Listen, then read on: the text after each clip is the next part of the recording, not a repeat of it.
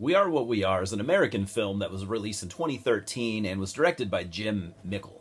It stars Bill Sage, Amber Childers, Julia Garner, Cassie Wesley DePaiva, Jack Gore, an earlier appearance from Wyatt Russell, and one of my personal favorites, the late great Michael Parks.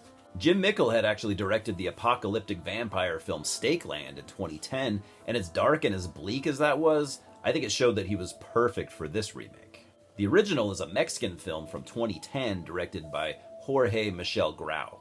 And it was a standalone sequel to Cronos from 1993 directed by Guillermo del Toro. The film centers around the Park family, a very reclusive family living in the Catskill Mountains. They are deeply religious and strictly follow generations-old ancient customs. They're known in the nearby town, but not well since they've always pretty much kept to themselves. And they find their ways of life threatened as they simultaneously deal with a family tragedy and a massive rainstorm.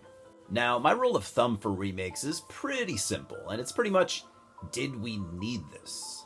Was the project chose to elaborate on the original, to use the concept to make a better film? Or was it just a simple cash grab, as it is in many cases, but not all? With this film, I'm not completely sure what the motivation was, but it wasn't purely financial, I wouldn't think, since the 2010 original was not really well known in the US. And I must admit that I'm a bit biased since I saw the remake first.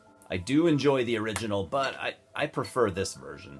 It's incredibly dark, very disturbing and captivating, and it achieves a vibe, in my opinion, that just is rarely captured. This is one of my favorite horror films from the last 15 years, and I do think it's a bit underrated. There was supposed to be a sequel and a prequel to this, but that was 10 years ago, so I think it's fair to say that it's probably not happening.